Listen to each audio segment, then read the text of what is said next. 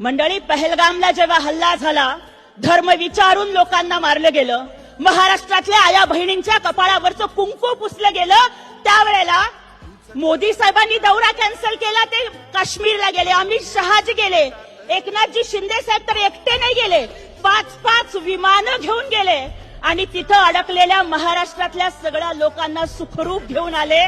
तिथल्या महिला म्हणत होत्या महाराष्ट्रातल्या की साहेब, आम्हाला माहित होतं तुम्ही येणार, कारण आमचा लाडका भाऊ, सक्का भाऊ येणार नाही, पण लाडका भाऊ येणार ह्याची गॅरंटी होती.